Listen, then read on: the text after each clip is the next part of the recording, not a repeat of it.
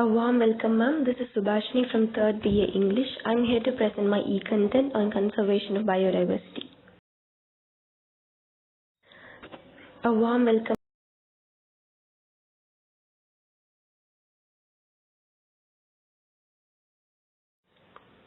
Biodiversity. Biodiversity is all the different kinds of life you all find in one area. The variety of animals, plants, fungi, and even microorganisms like bacteria that make up our natural world. Biodiversity is the total variety of living organisms living in planet Earth. Biodiversity supports everything in nature that we need to survive, like food, clean water, medicine, and shelter. Each of these species and organisms work together in ecosystems like an intricate web to maintain balance and support life. Diversity is found in various levels of biological organization like genetic diversity, species diversity, and ecological diversity. Genetic means the diversity in genes and genomes, species and the difference in the species level, and ecology is in the ecosystems.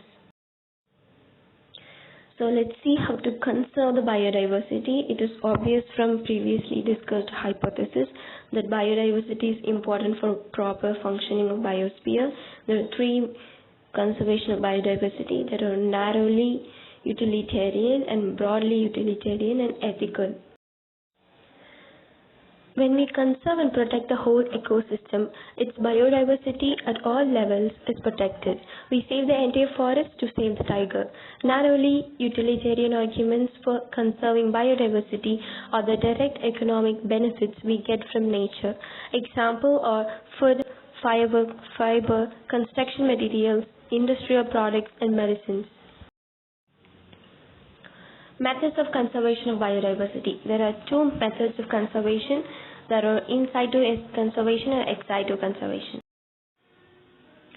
In situ conservation. When the natural habitat of a species is protected, this is called in situ or on-site conservation.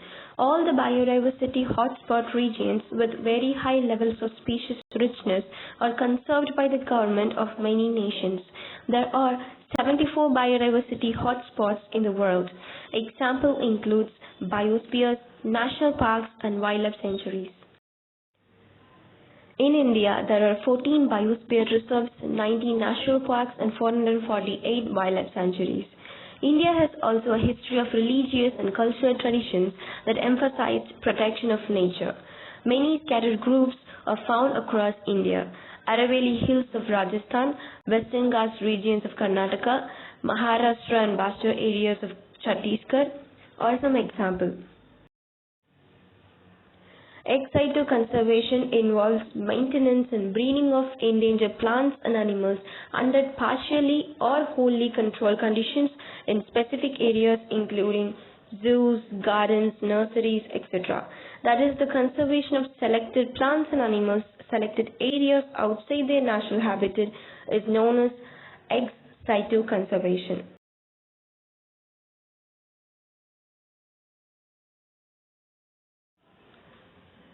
The different advantages of ex situ conservation are it gives longer lifetime and breeding activity to animals. Genetic techniques can be utilized in the process. Captivity breed species can again be reintroduced into the wild. The ex situ conservation strategies include botanical gardens, zoological gardens, conservation stands, gene, pollen, seedling and tissue culture, and DNA banks.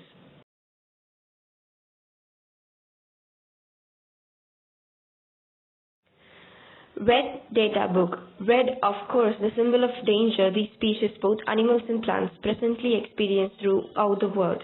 The Red Data Book was first issued in 1966 by the IUCN's Special Survival Commission as a guide for the formulation, preservation, and management of species listed. In this book, information of endangered mammals and birds is more extensive than other groups of animals and birds. Coverage is also given to the less prominent organisms. Now let's see about endangered species. The endangered species are those living organisms which are almost on the verge of extinction. Thousands and thousands of species of animals and plants or endangered, and the number increases each year. These are some images of endangered species: Arabian leopard, black-footed ferret, Sunda island tiger are some examples. Endemic species. Endemic species are those species of animals and plants which are found exclusively on a particular area. These species are most restricted to a particular habitat where they live and are found nowhere else. The particular area or location where the endemic species is found is called national endemic or an endemic site.